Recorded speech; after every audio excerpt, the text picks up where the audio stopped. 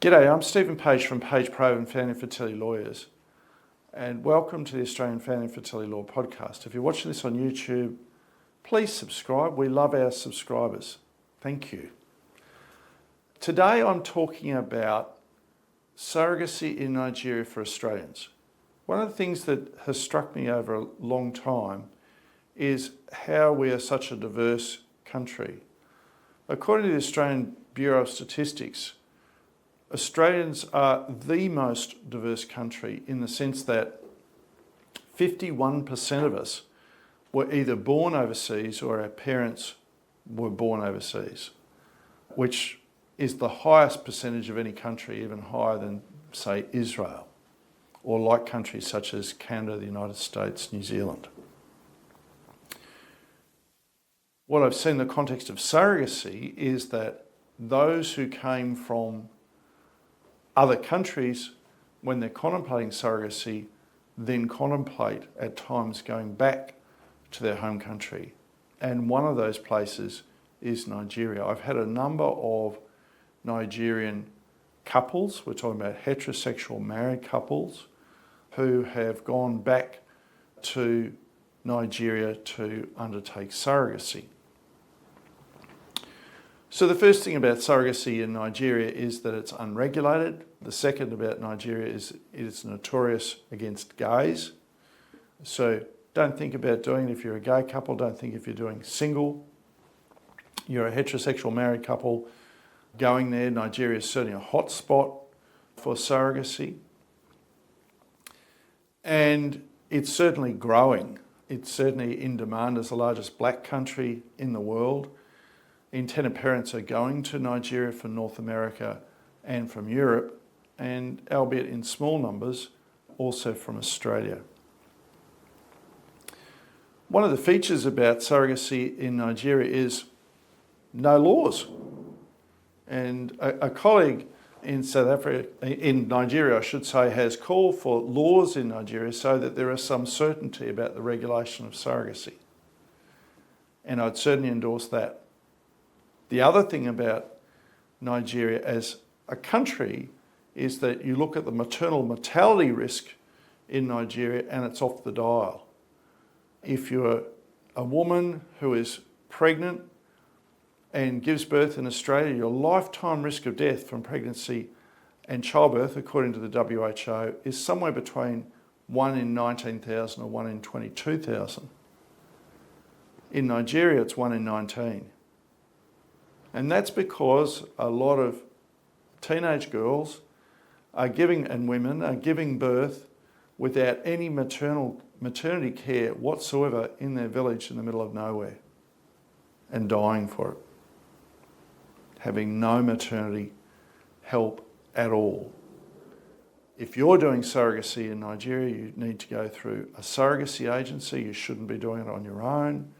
You obviously want to make sure that your surrogate doesn't die, that your child doesn't die, so you go through the best maternity hospital that you can get. And if you look at a city like Lagos, over 20 odd million people, you would expect there would be good maternity cover there. And these agencies, when they look at Australian surrogates, they have one rule. Surrogates for Australians must be altruistic, because our national setting is we do not like commercial surrogacy. And in 6 of our 8 jurisdictions, if you go overseas, you take the risk that you're committing offences relating to commercial egg donation overseas and commercial surrogacy overseas. What you could do at the other end is that you get an adoption order, but then you have the risk in all 8 jurisdictions of committing offences under the relevant adoption acts in each of our states and territories, and putting at risk bringing the child home as an Australian citizen, because you have to show that at the time of the child's birth there was an Australian citizen parent to the child. And if you're waiting for adoption, that's later. So how do you achieve parentage in Nigeria? Well, as you may have seen in another video for those from Sri Lanka, you put your name on the birth certificate as the parents. And of course, it's an offence in Nigeria to falsely state that you're the parents. But you do that after the surrogate has had independent legal advice, that there is a written surrogacy agreement, that the written surrogacy agreement makes plain that you are the parents and that the surrogate is not, although Nigerian law is not entirely clear on this. And then you should expect that when you apply for Australian citizenship by descent, that there will be a request by the Minister's delegate for you to provide a DNA sample.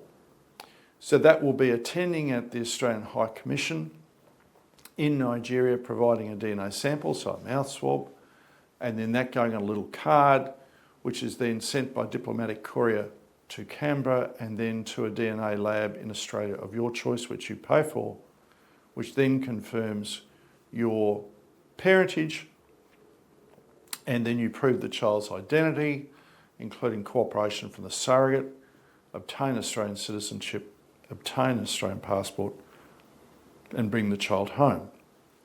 I certainly do recommend for those who undertake surrogacy in Nigeria that because there is this uncertainty about parentage, you enter into a parenting plan under the Family Law Act, and if you're from Western Australia, maybe also the Family Court Act, and so that there is an attribution of parental responsibility to the intended parents and away from the surrogate, and consent by the surrogate to the child travelling to Australia and living in Australia permanently. Consideration also might be given in due course to obtaining a court order here, but that will depend, as it is in every case, on your individual circumstances. What I do recommend is that before you start your journey, you get legal advice this end.